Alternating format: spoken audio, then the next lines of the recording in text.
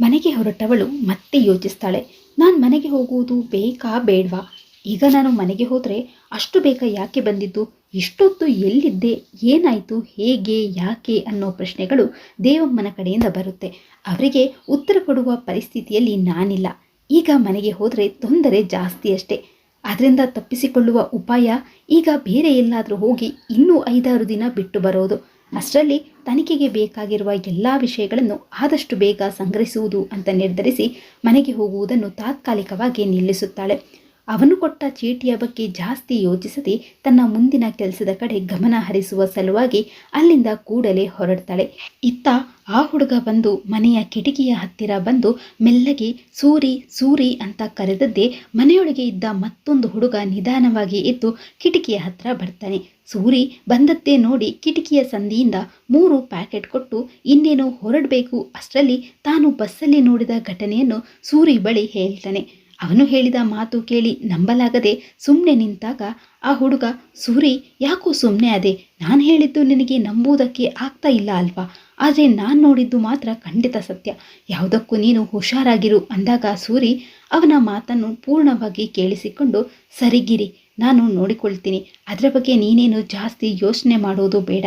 ಅವಳು ಯಾರೇ ಆಗಿದ್ರೂ ಸರಿ, ನನ್ನ ತಂಟೆಗೆ ಬಂದರೆ ಗೊತ್ತಲ್ಲ ಬಿಡು. ಈಗ ಆ ವಿಷಯ, ನೀನು ಹುಷಾರಾಗಿರು. ನಾನು ಹೇಳುವವರೆಗೂ ನೀನು ಇಲ್ಲಿ ಬರುವುದು ಬೇಡ. ಏನಾದರೂ ವಿಷಯ ಇದ್ದರೆ ನಾನು ಫೋನ್ ಕಾಲ್ ಮಾಡ್ತೀನಿ.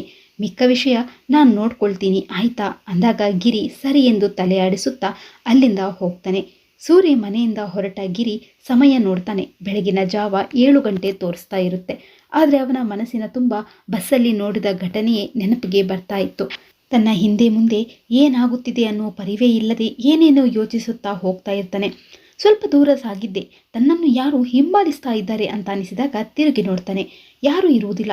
ಸರಿ, ನನ್ನ ಭ್ರಮೆ ಇರಬೇಕು ಅಂತ ಜಾಸ್ತಿ ತಲೆ ಕೆಡಿಸಿಕೊಳ್ಳದೆ ತನ್ನ ಪಾಡಿಗೆ ತಾನು ಹೋಗ್ತಾನೆ.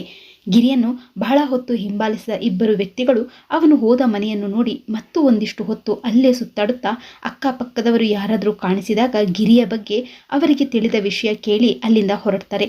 ಇತ್ತ ಸೂರಿ ಮನೆಯಲ್ಲಿ ಮುಂದಿನ ಯೋಜನೆ ಹಾಕ್ತಾ ಇರ್ತಾನೆ.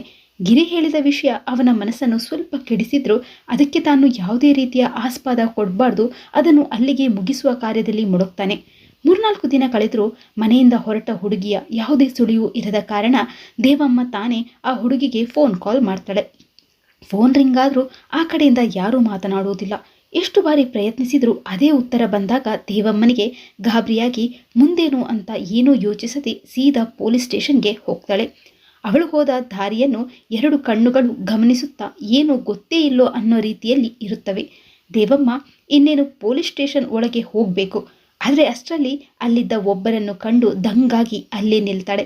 ದೇವಮ್ಮನ ಎದುರು ಬಂದ ಆ ವ್ಯಕ್ತಿಯನ್ನು ಕಂಡು, ದೇವಮ್ಮ, ನೀನು ಸ್ವಪ್ನ ಅಲ್ವಾ ಅಂದಾಗ ಆ ವ್ಯಕ್ತಿ ದೇವಮ್ಮನನ್ನು ಒಂದು ಮುಗುಳು ನಗೆಯನ್ನು ಬೀರುತ್ತಾ, ಹೌದು ದೇವಮ್ಮ, ನಾನೇ ಸ್ವಪ್ನ.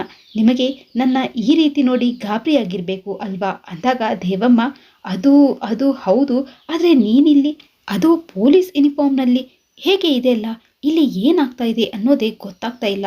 ನೀನು ನಿಜವಾಗ್ಲೂ ಯಾರು? ಎದುರುಗಡೆ ಇದ್ದ ವ್ಯಕ್ತಿಯ ಕಣ್ಣಲ್ಲಿ ಕಣ್ಣಿಟ್ಟು ನೋಡುತ್ತಾ ಉತ್ತರಕ್ಕಾಗಿ ಕಾಯುತ್ತಾಳೆ ದೇವಮ್ಮ. ದೇವಮ್ಮ, ಹೇಳ್ತೀನಿ, ನಿಮಗಿವತ್ತು ಎಲ್ಲ ವಿಷಯ ಹೇಳ್ತೀನಿ. ನಿಮಗೂ ಕೆಲವೊಂದು ವಿಷಯಗಳು ತಿಳಿಯಬೇಕು. ನಿಮಗೆ ಗೊತ್ತಾ ನಾನು ನಿಮ್ಮನೆಗೆ ಯಾಕೆ ಬಂದೆ? ಅದು ನೀವು ಮನೆ ಕೊಡಲ್ಲ ಅಂದರೂ ನಿಮ್ಮನ್ನು ಅಷ್ಟೊಂದು ಕಾಡಿ ಬೇಡಿ ಯಾಕೆ ಅಲ್ಲಿಗೆ ಬಂದೆ ಅಂತ ನಿಮ್ಮ ಮನಸ್ಸಲ್ಲಿ ಎಷ್ಟೋ ಪ್ರಶ್ನೆಗಳು ಇವೆ. ಅದಕ್ಕೆ ನಾನೇ ಉತ್ತರ ಕೊಡ್ತೀನಿ. ಆದರೆ ಅದಕ್ಕೂ ಮುಂಚೆ ನಿಮ್ಮನೆಗೆ ಯಾಕೆ ಬಂದೆ ಗೊತ್ತಾ? ಅದೇ ನಿಮ್ಮನೆಯಲ್ಲಿ ಆಗ್ತಾ ಇದ್ದ ಹುಡುಗಿಯರ ಕೊಲೆಯ ರಹಸ್ಯ ಕಂಡುಹಿಡಿದು ತಿಳಿಯುವ ಸಲುವಾಗಿ. ಹೌದು ದೇವಮ್ಮ, ನಾನೊಬ್ಬ ಪೊಲೀಸ್ ಆಫೀಸರ್. ಆದರೆ ಪೊಲೀಸ್ ಸ್ಟೇಷನ್ಗೆ ಅಂತ ಹೇಳ್ಕೊಂಡು ಬಂದರೆ ನನ್ನ ಕೆಲಸ ಆಗಲ್ಲ ಅಂತ ಆ ರೀತಿಯಾಗಿ ಬರಬೇಕಾಗಿತ್ತು. ಆದರೆ ನಿಮಗೆ ವಿಷಯ ತಿಳಿಸಿ ನನ್ನ ಕರ್ತವ್ಯಕ್ಕೆ ಮೋಸ ಮಾಡೋಕ್ಕೆ ಮತ್ತು ಆ ವಿಷಯ ಅಕ್ಕಪಕ್ಕ ಇದ್ದ ಕೊಲೆಗಾರನಿಗೆ ಗೊತ್ತಾಗಿ ಅವನು ತಪ್ಪಿಸಿಕೊಳ್ಳೋಕೆ ನಾನೇ ಅವಕಾಶ ಮಾಡಿಕೊಟ್ಟಂತೆ ಆಗುತ್ತೆ ಅಂತ ನಿಜ ವಿಷಯ ಹೇಳಲಿಲ್ಲ ಅಷ್ಟೇ. ದೇವಮ್ಮ ಅವಳು ಹೇಳ್ತಾ ಇದ್ದ ವಿಷಯ ಕೇಳಿ ಇನ್ನೂ ನಂಬಲಾಗದೆ ಆಕೆಯನ್ನು ನೋಡುತ್ತಾ ಹಾಗೆ ಕುಳಿತಿರ್ತಾಳೆ. ಸ್ವಪ್ನ 1-2 ಬಾರಿ ದೇವಮ್ಮನ ಕರೆದರೂ ಆಕೆಗೆ ಕೇಳಿಸದೆ ಹಾಗೆ ಕೂತಿರ್ತಾಳೆ. ಕೊನೆಗೆ ಸ್ವಪ್ನ ಜೋರಾಗಿ ದೇವಮ್ಮ ಅಂತ ಕೂಗಿ ಆಕೆಯನ್ನು ಅಲ್ಲಾಡಿಸಿದಾಗ ಎಚ್ಚೆತ್ತ ದೇವಮ್ಮ, ಏನಮ್ಮ ನೀನು ಇಷ್ಟು ದೊಡ್ಡ ವಿಷಯ ಈಗ ಹೇಳ್ತಾ ಇದೆಯಾ? ಆದರೂ ನೀನು ಬಂದದ್ದು ಒಳ್ಳೆಯ ಕೆಲಸಕ್ಕಾಗಿ ಅಲ್ವಾ? ಪರವಾಗಿಲ್ಲಮ್ಮ. ಆದರೂ ಈಗ ನೀನೇ ಹೇಳಿದೆ ಅದು ಕೊಲೆಗಾರ ನನ್ನ ಅಕ್ಕಪಕ್ಕ ಇದ್ದ ಅಂತ. ನಿಜನಾ ಅದು? ಹಾಗಿದ್ರೆ ಯಾರವನು? ಅವನು ಸಿಕ್ಕಿದ್ನ ಹಾಗಿದ್ರೆ ಹೇಳು ಸ್ವಪ್ನ. ಸ್ವಪ್ನ, ಇಲ್ಲ ದೇವಮ್ಮ, ಅವನು ನಿಮ್ಮ ಸುತ್ತಮುತ್ತ ಇರೋದು ಮಾತ್ರ ನಿಜ. ಅವನನ್ನು ಇನ್ನೂ ನಾವು ಹಿಡಿದಿಲ್ಲ. ಆದಷ್ಟು ಬೇಗ ಅವನನ್ನು ಹಿಡಿಯುತ್ತೇವೆ. ದೇವಮ್ಮ, ಹಾಗಿದ್ರೆ ಅವನು ಯಾರು ಅಂತ ನಿಮಗೆ ಗೊತ್ತಾಗಿದೆ ಅಂತಾಯ್ತು ಅಲ್ವಾ? ಸ್ವಪ್ನ: ಹೌದು ದೇವಮ್ಮ, ಆದರೆ ಇನ್ನೊಂದು ಮುಖ್ಯವಾದ ವಿಷಯ ಸಿಗಬೇಕು. ಅದು ಸಿಕ್ಕ ಕೂಡಲೇ ಅವನನ್ನು ಹಿಡಿಯುತ್ತೇವೆ. ದೇವಮ್ಮ, ಅವನು ನಮ್ಮ ಸುತ್ತಮುತ್ತ ಇರೋನೇ ಆಗಿದ್ರೆ ನನಗೂ ಅವನು ಗೊತ್ತಿರುವವನೇ ಆಗಿರ್ತಾನೆ ಅಲ್ವಾ? ಸ್ವಪ್ನ: ಹೌದು ದೇವಮ್ಮ, ನಿಮಗೂ ಅವನು ಚೆನ್ನಾಗಿ ಗೊತ್ತಿರುವವನು. ದೇವಮ್ಮ ಆಶ್ಚರ್ಯದಿಂದ: ಹೌದಾ? ಹಾಗಿದ್ರೆ ಯಾರವನು? ಈಗಲೇ ಹೇಳು ಸ್ವಪ್ನ. ಅವನನ್ನು ನಾನೇ ಸಾಯಿಸಿಬಿಡ್ತೇನೆ. ಅವನಿಂದ ಸತ್ತಿರೋ ಹೆಣ್ಮಕ್ಳಿಗೆ ಶಾಂತಿಯಾದರೂ ಸಿಗುತ್ತೆ. ಎದುರಿಸಿ ಬಿಡುತ್ತಾ ಒಂದೇ ಸಮನೆ ನುಡಿತಾ ಇದ್ದ ದೇವಮ್ಮನನ್ನು ಸಮಾಧಾನ ಮಾಡುವಷ್ಟರಲ್ಲಿ ಸುಸ್ತಾಗಿ ಹೋಗ್ತಾಳೆ ಸ್ವಪ್ನ. ಅಷ್ಟರಲ್ಲಿ ಒಬ್ಬ ಪೇದೆ ಬಂದು ಒಂದು ಲಕೋಟೆಯನ್ನು ಕೊಟ್ಟು ಹೋಗ್ತಾನೆ. ಅದನ್ನು ತೆರೆದು ನೋಡಿದ್ದೆ ಖುಷಿಯಾಗಿ ಸ್ವಪ್ನ: ಇನ್ನೇನು, ಈ ಕ್ಷಣದಿಂದ ನಿನ್ನ ಅಟ್ಟಹಾಸ ಮುಗಿಯಿತು. ಎಲ್ಲ ಪಾಪಗಳು ನಿನ್ನಿಂದ ಇವತ್ತಿಗೆ ಕೊನೆಯಾಗಲಿ. ಗಂಟು ಮುಟ್ಟೆ ಕಟ್ಟಿ ತಯಾರಾಗಿರು. ಪೊಲೀಸ್ ಸ್ಟೇಷನ್ನಿಂದ ಹೊರಟ ಸ್ವಪ್ನ ದೇವಮ್ಮನ ಜೊತೆ ಸೀದಾ ಹೋಗಿದ್ದು ದೇವಮ್ಮನ ಮನೆಗೆ. ದೇವಮ್ಮ ತನ್ನ ಮನೆಯ ಮುಂದೆ ಗಾಡಿ ನಿಲ್ಲಿಸಿದ್ದನ್ನು ನೋಡಿ ಆಶ್ಚರ್ಯದಿಂದ ಗಾಡಿಯಿಂದ ಇಳಿದು ನನ್ನನ್ನು ಬಿಟ್ಟು ಹೋಗೋಕ್ಕೆ ಅಂತ ತನಗೆ ತಾನೇ ತಿಳಿದು ಧನ್ಯವಾದ ತಿಳಿಸೋಕೆ ಹಿಂದಿ ತಿರುಗಿ ನೋಡ್ತಾಳೆ. ಅಷ್ಟರಲ್ಲಿ ಗಾಡಿಯಿಂದ ಎಲ್ಲರೂ ಇಳಿದಿದ್ರು. ದೇವಮ್ಮನಿಗಿಂತ ಮುಂಚೆ ಅವರೇ ಮನೆಯ ಕಡೆ ಹೆಜ್ಜೆ ಹಾಕುವುದನ್ನು ನೋಡಿ ಕೊಲೆಗಾರ ಇಲ್ಲೇ ಇದ್ದಾನ ಅನ್ನೋ ಅನುಮಾನದಲ್ಲಿಯೇ ಅವರುಗಳ ಹಿಂದೆ ಹೋಗ್ತಾರೆ. ಅವರೆಲ್ಲ ತನ್ನ ಮನೆಯೊಳಗೆ ಹೋಗಿ ಒಬ್ಬೊಬ್ಬರು ಒಂದೊಂದು ದಿಕ್ಕಿಗೆ ಹೋಗುವುದನ್ನು ನೋಡಿ ಇನ್ನೂ ತಡೆಯಲಾರದೆ ಸ್ವಪ್ನ ಬಳಿ ಬಂದು: ಏನಮ್ಮ ಇದು? ಇಲ್ಲಿ ಏನು ನಡೀತಾ ಇದೆ? ಯಾಕೆ ಎಲ್ಲರೂ ನನ್ನ ಮನೆಯೊಳಗೆ ನುಗ್ಗಿ ಈ ರೀತಿ ಮಾಡ್ತಾ ಇದ್ದೀರಾ? ಅದು ನನಗೊಂದು ಮಾತು ಕೂಡ ಹೇಳದೆ ಹೇಳು ಸ್ವಪ್ನ. ಸ್ವಪ್ನ ದೇವಮ್ಮನ ಮುಖ ನೋಡುತ್ತಾ ಏನನ್ನೂ ಹೇಳದೆ ತನ್ನ ಕೆಲಸ ಮುಂದುವರಿಸಿದ್ಲು. ಸ್ವಪ್ನ ಸುಮ್ಮನೆ ಇರುವುದನ್ನು ನೋಡಿದ ದೇವಮ್ಮ ಮತ್ತೆ ಅವಳ ಬಳಿ ಕಣ್ಣೀರು ಹಾಕುತ್ತಾ ಮತ್ತೆ ಕೇಳಿದಾಗ ಸ್ವಪ್ನ ದೇವಮ್ಮನಿಗೆ ಇನ್ನೇನು ವಿಷಯ ಹೇಳಬೇಕು. ಅಷ್ಟರಲ್ಲಿ ತನ್ನ ಮಗ ರಾಜುನ ಪೊಲೀಸರು ಅನಾಮತ್ತಾಗಿ ಎಳೆದುಕೊಂಡು ಬರುವುದನ್ನು ನೋಡಿದ ಹೆತ್ತ ತಾಯಿ ಅವನ ಬಳಿ ಓಡಿ ಹೋಗಿ ಪೊಲೀಸರ ಕೈಯನ್ನು ಸರಿಸಿ ತನ್ನ ಮಗನನ್ನು ಅಪ್ಪಿ ಹಿಡಿಯುತ್ತಾಳೆ. ತನ್ನ ತಾಯಿಯನ್ನು ನೋಡಿದ ಕೂಡಲೇ ಅವಳ ಮಗ ಕೂಡ ಆಕೆಯನ್ನು ಅಪ್ಪಿಕೊಂಡು ಅಳುವುದಕ್ಕೆ ಶುರು ಮಾಡ್ತಾನೆ. ಅವನ ಅಳು ಸಹಿಸದ ದೇವಮ್ಮ: ನಿಮ್ಮನ್ನು ನೀವು ಏನಂತ ತಿಳ್ಕೊಂಡಿದ್ದೀರಾ?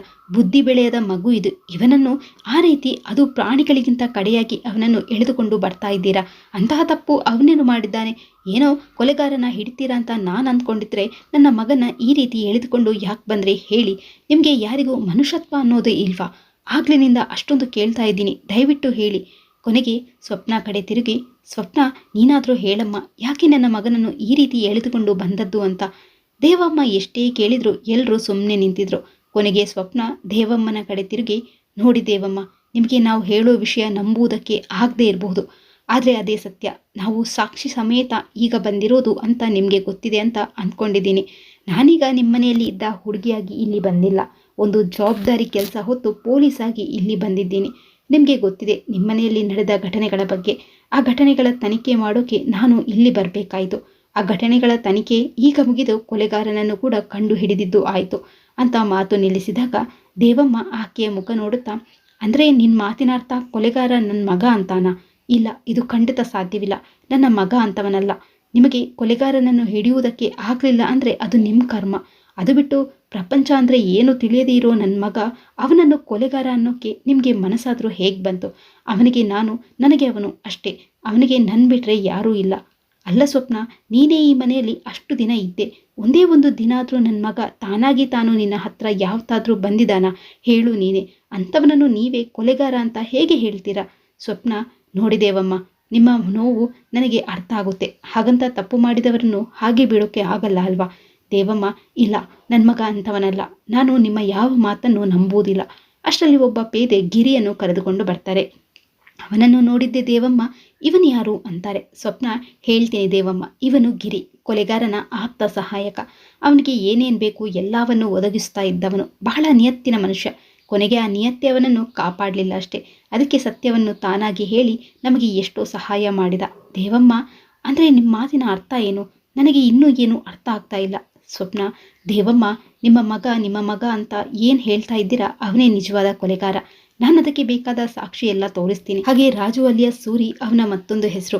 ಅವನು ನಮ್ಮಂತೆ ಇರುವವನು. ನಿಮ್ಮ ಮುಂದೆ ಮಾತ್ರ ತನಗೇನು ಗೊತ್ತಿಲ್ಲ ಅನ್ನೋ ರೀತಿ ಇದ್ದ. ನೀವು ಯಾವಾಗ ಮನೆಗೆ ಹೆಣ್ಮಕ್ಳಿಗೆ ಮನೆ ಬಾಡಿಗೆಗೆ ಕೊಡುವುದಕ್ಕೆ ಶುರು ಮಾಡಿದ್ರೆ ಆಗ ಅವನ ಮನಸ್ಸಿನ ಆಸೆಗಳು ವಿಕೃತ ರೂಪ ಪಡೆಯಿತು. ಅದಕ್ಕೆ ಸಾಥ್ ಕೊಟ್ಟವನು ಈ ಗಿರಿ. ನೀವು ಮಾಡುವ ಅಡುಗೆಯಲ್ಲಿ ಡ್ರಗ್ಸ್ ಮಿಕ್ಸ್ ಮಾಡಿ ಮತ್ತು ಬರೋ ಥರ ಮಾಡಿ ತನ್ನ ಕಾರ್ಯ ಮುಗಿಸಿ ಸುಮ್ಮನೆ ಆಗ್ತಾ ಇದ್ದ. ಅದು ಯಾವಾಗ ಬೇರೆ ರೂಪ ಪಡೆಯೋಕ್ಕೆ ಶುರುವಾಯಿತು ಆಗ ಆ ಹುಡುಗಿಯರನ್ನು ಕೊಲ್ಲುತ್ತಾ ಬಂದ. ಹೀಗೆ ಅವನ ಕಾಮದ ಆಸೆಗೆ ಬಂದ ಹುಡುಗಿಯರನ್ನು ಹಾಗೆ ಸಾಯಿಸುತ್ತಾ ಬಂದ. ಅವನು ನನ್ನ ತಂಟೆಗೆ ಕೂಡ ಬಂದ. ಆದರೆ ನನಗೆ ಅವನ ಮೇಲೆ ಮೊದಲೇ ಅನುಮಾನ ಇದ್ದಿದ್ದರಿಂದ ಅವನ ಆಟ ನನ್ನ ಹತ್ರ ನಡೆಯಲಿಲ್ಲ. ಮಧ್ಯರಾತ್ರಿ ದಿನ ಗಿರಿ ಬಂದು ಅವನಿಗೆ ಬೇಕಾದ ವಸ್ತುಗಳನ್ನು ಕೊಟ್ಟು ಹೋಗ್ತಾ ಇದ್ದ. ಆದರೆ ಈ ಕಾಮದ ಪಿಶಾಚಿ ಆ ಗಿರಿಯ ಹುಡುಗಿಯನ್ನು ಸಹ ಬಿಡಲಿಲ್ಲ. ಅದು ಗೊತ್ತಾಗಿ ಗಿರಿ ಅವನಿಗೆ ತಿಳಿದ ಎಲ್ಲ ವಿಷಯವನ್ನು ನಮಗೆ ಹೇಳಿದ.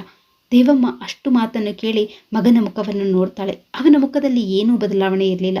ಸ್ವಪ್ನ ಮುಂದುವರಿಸುತ್ತಾ, ಅವನು ಬುದ್ಧಿಮಾಂದ್ಯ ಹುಡುಗ ಅಲ್ಲ. ಅವನಿಗೆ ಪ್ರಪಂಚ ಅಂದರೆ ಏನು ಅಂತ ನಮ್ಮೆಲ್ಲರಿಗಿಂತ ಚೆನ್ನಾಗಿ ಗೊತ್ತು. ಅವನೊಬ್ಬ ಮಾನಸಿಕ ರೋಗಿ. ಅದನ್ನು ನೀವು ಕಂಡುಹಿಡಿಯಲಿಲ್ಲ ಅಷ್ಟೇ. ಮುಂಚೆನೇ ಗೊತ್ತಿದ್ರೆ ಈ ರೀತಿ ಅನಾಹುತಗಳು ಆಗ್ತಾ ಇರಲಿಲ್ಲ. ಅವನೊಳಗಿನ ಕಾಮುಕ ವ್ಯಕ್ತಿ ಹೊರಗೆ ಬರ್ತಾ ಇರಲಿಲ್ಲ. ನೀವು ನಿಂಪಾಡಿಗೆ ಇದ್ದು ಅವನನ್ನು ಒಂಟಿಯಾಗಿ ಮಾಡಿ ಅವನ ಮನಸ್ಥಿತಿ ಮಿತಿಮೀರಿ ಹೋಗಿ ಈ ಎಲ್ಲ ಅನಾಹುತಕ್ಕೆ ಕಾರಣವಾಯಿತು. ದೇವಮ್ಮ ಇನ್ನೂ ಕೂಡ ಅವರ ಮಾತನ್ನು ನಂಬಲಾಗದೆ ಮಗನ ಹತ್ರ ಬಂದು ಪ್ರೀತಿಯಿಂದ ತಲೆ ಸವರಿ, ಅವರು ಹೇಳಿದೆಲ್ಲ ನಿಜಾನ ಅಂದಾಗ ತಪ್ಪಿಸಿಕೊಳ್ಳುವ ದಾರಿ ಕಾಣದೆ ರಾಜು ಅಲಿಯಾಸ್ ಸೂರಿ ತಲೆ ಆಡಿಸುತ್ತಾ ಹೌದು ಅನ್ನುತ್ತಾನೆ. ಅದನ್ನು ಕೇಳಿ ಹೆಂಗರುಳಿನ ದೇವಮ್ಮ ಚಟಾರನೆ ಅವನ ಕೆನ್ನೆಗೆ ಬಾರಿಸಿ, ಯಾಕೋ ಹೀಗೆ ಮಾಡಿದೆ, ಏನೋ ಗೊತ್ತಿಲ್ಲದೆ ಇರೋ ಮಗು ಅಂತ ಸುಮ್ಮನೆ ಇದ್ದದಕ್ಕ ಹೀಗ ಮಾಡೋದು? ಆ ಹೆಣ್ಮಕ್ಳು ನಿನ್ಗೇನು ಅನ್ಯಾಯ ಮಾಡಿದ್ರು? ಪಾಪ ಅವರನ್ನೆಲ್ಲ ನರಳಿ ನರಳಿ ಸಾಯೋ ಥರ ಮಾಡಿಬಿಟ್ಟೆ. ನೀನು ಮನುಷ್ಯ ಅನ್ನುವ ಪದಕ್ಕೆ ಅನರ್ಹ. ನನ್ನ ಮಗ ಅಂತ ಹೇಳ್ಕೊಳ್ಳೋದಕ್ಕೆ ನನಗೆ ಅಸಹ್ಯ ಆಗುತ್ತೆ. ನೀನು ಈ ಭೂಮಿಗೆ ಭಾರ. ನಿನ್ನ ನಾನೇ ಕೊಲ್ತಾ ಇದ್ದೆ. ಆದರೆ ನಿನ್ನಂಥ ಪಾಪಿಗೆ ಜನ್ಮ ಕೊಟ್ಟು ಈಗ ನಿನ್ನನ್ನು ಮುಟ್ಟುವುದಕ್ಕೂ ಅಸಹ್ಯ ಆಗ್ತಾ ಇದೆ. ಸ್ವಪ್ನ ಕಡೆ ತಿರುಗಿ, ಕರೆದುಕೊಂಡು ಹೋಗಿ ಈ ಪಾಪಿಯನ್ನು. ಇನ್ನು 1 ನಿಮಿಷ ಕೂಡ ಇವನು ಇಲ್ಲಿ ಇರಬಾರ್ದು. ಸ್ವಪ್ನ ತನ್ನ ಕೈಯಲ್ಲಿದ್ದ ಕೋಳವನ್ನು ರಾಜು ಅಲಿಯಾಸ್ ಸೂರಿಗೆ ತೊಡಿಸಿ ಅಲ್ಲಿಂದ ಕರೆದುಕೊಂಡು ಹೋಗ್ತಾಳೆ. ತಾಯಿ ಮಗ ಇದ್ದು ಅನಾಥೆ ಆಗ್ತಾಳೆ. ಈ ಕಥೆ ನಿಮ್ಗೆ ಇಷ್ಟ ಆಗಿದೆ ಅಂತ ಅನ್ಕೊಂಡಿದ್ದೀನಿ. ಇಷ್ಟ ಆಗಿದ್ರೆ ವಿಡಿಯೋಗೊಂದು ಲೈಕ್ ಕೊಡಿ, ಹಾಗೆ ಪ್ಲೀಸ್ ಸಬ್ಸ್ಕ್ರೈಬ್ ಕೂಡ ಮಾಡ್ಕೊಳ್ಳಿ. ಧನ್ಯವಾದಗಳು.